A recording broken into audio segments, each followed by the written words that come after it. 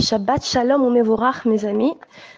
Bon, alors écoutez, je pense que vous êtes au courant que ces dernières heures, sont des heures notamment, sont tragiques.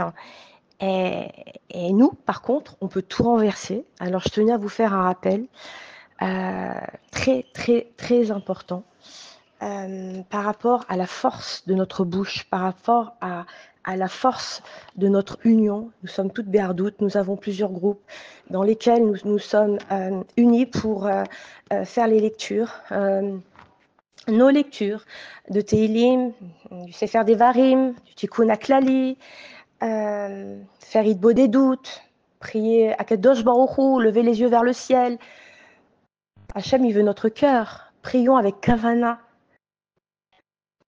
Et par rapport à notre, à justement cette force que nous avons dans notre bouche, nous, nous ne connaissons pas véritablement la valeur de notre bouche, ni ce que une parole peut accomplir. Parce que cet organe qu'Akadosh Baruch Hu nous a donné, d'accord, possède une puissance énorme. Et encore plus que ce que nous pourrions imaginer. Pourquoi ? Parce que la force du langage ne s'exprime pas en disant seulement des mots, mais elle a le pouvoir d'agir sur la nature et de changer la réalité. Et d'ailleurs, on le voit dans le traité Moed Katan, selon la Gemara, les paroles qui sont sorties de la bouche d'Abraham avant le sacrifice d'Yitzhak, son fils, ont permis et ont contribué à sauver Yitzhak. Pourquoi ? Parce qu'Abraham a dit, moi et le jeune homme, nous allons jusque-là, irons jusque-là, nous nous prosternerons et nous reviendrons vers vous. Nous reviendrons vers vous.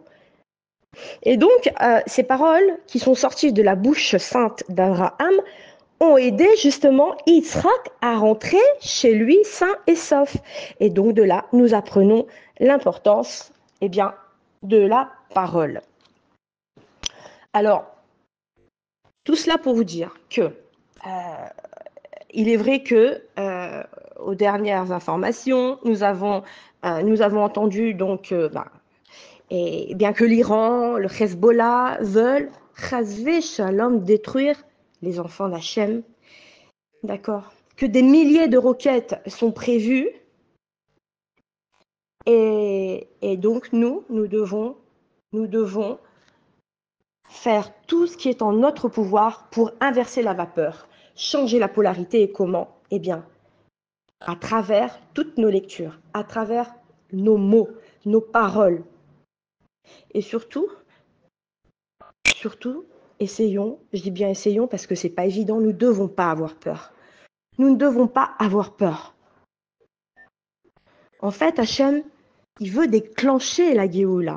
Il veut certainement la déclencher à partir du 9 Av, car vous n'êtes pas sans savoir que nous allons rentrer dans ce lundi, d'accord, c'est Rosh Chodesh Av. Et le jeûne du 9 Av sera mardi 13 août, d'accord ? Et par conséquent, nous sommes dans une période où, Hachem veut certainement déclencher la Géoula à partir du 9 Av. Car c'est le jour, ce 9 Av, c'est le jour où le Beth Amikdash, il a été détruit.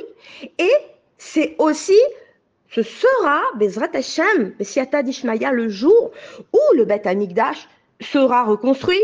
D'autant plus que Mashiach est né le 9 Av. Donc voilà, je fais un appel, s'il vous plaît, pour que ce Shabbat, on fasse tous des efforts. On fasse des efforts plus que d'habitude. Qu'on va être béchalom, qu'on va pas s'énerver, pas de colère, mais plutôt on va faire des efforts pour être en paix, aussi bien à la maison qu'à la bête à Knesset. On va se renforcer grâce, comme on l'a dit, à la lecture du Tikkun HaKlali qui va nous permettre et qui nous permet de réparer nos fautes. Et aussi, on fait donc Teshuvah. Une grande Teshuvah sur la Teshuvah, on la fait chaque jour d'ailleurs. D'ailleurs, au passage, je remercie toutes ces femmes qui participent à la lecture du Tikkun HaKlali régulièrement. On se renforce et on fait encore plus d'efforts. Donc, dans nos groupes, comme on l'a dit, dans la lecture du Sefer, du Tikkun HaKlali, mais aussi dans la lecture du Sefer Devarim, celle des Sefer Teinim que nous avons partagés sur plusieurs groupes, d'accord, parce que nous devons être responsables les unes envers les autres, car nous sommes unis comme les 10 doigts de la main. Alors, on doit tous demander ce Shabbat, on doit demander la royauté d'Hachem, on doit demander sa malchoute, son retour à la maison. Parce qu'Hachem n'a pas de maison. Alors nous, c'est sûr qu'on a notre maison, on a nos petites habitudes, on a nos caisses, d'accord? Mais Hachem, lui, vous avez pensé à Hachem? Hachem aussi, il souffre. Il a souffert autant que nous dans les massacres qui ont eu lieu. Et d'ailleurs, ce mini-chiour est pour le retour de tous les chatoufim, de tous les otages saints, de tous ces otages qui sont saints. Le retour de ces otages avec une santé qui soit protégée par Hachem. Que nos chayalim également, reviennent vite à la maison. Combien avons-nous d'enfants qui sont à Gaza et sur le terrain? Donc que ce petit chiour soit pour leur donner du mérite.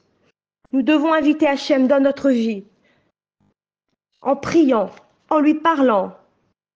Lève tes yeux vers le ciel. Tout le monde est impliqué. Le Ham Israël, c'est quoi? En fait, le Ham Israël, c'est nous tous. D'accord? C'est le bouquet de Sukkot. On est toutes dans le même bateau. C'est grâce à notre bouche, d'accord? C'est grâce à notre bouche que nous allons pouvoir gagner cette guerre.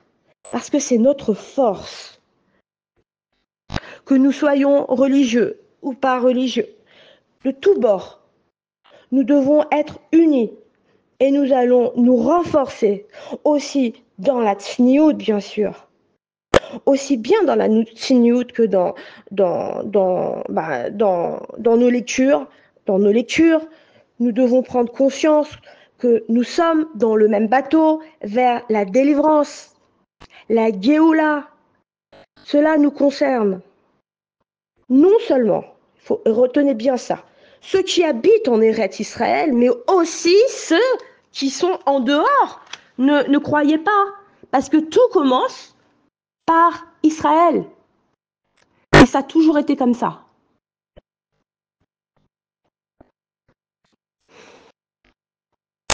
Par conséquent, je fais cet appel, d'accord, pour que pendant ces heures qui sont stratégiques, on peut tout renverser. Hachem, il veut notre cœur, d'accord? Alors parlons à Hachem. Parlons à Hachem avec la plus belle, la plus grande kavana. Nous soyons toutes béardoutes et nous ne devons pas avoir peur de nos ennemis, de personne dans cette période de guerre. Parce que si maintenant, ce qui est tout à fait normal d'avoir peur, attention, on a des émotions, mais n'oublions pas que si nous nous laissons aller, alors cela va entacher notre émouna. Elle va en prendre un grand coup et à cause de cela, ça va nous éloigner d'Hachem. Donc soyons prudentes. Et enfin, une dernière chose que je voulais vous dire, que c'est Hachem qui dirige les guerres. Et par conséquent, nous ne triomphons pas par rapport à seulement notre armée, à notre puissance de frappe, bien que, mais par rapport à notre respect de la Torah et des mitzvot. Alors s'il vous plaît, on fait toutes des efforts et que nous ayons le mérite de faire teshuva et de servir Hachem avec la plus grande kavana, avec la plus grande piété. Et ainsi, nous constituerons des boucliers pour l'ensemble du peuple d'Israël. Be'ezrat Hachem. N'ayons pas peur. Hachem est à nos côtés. Shabbat shalom ou mevorach.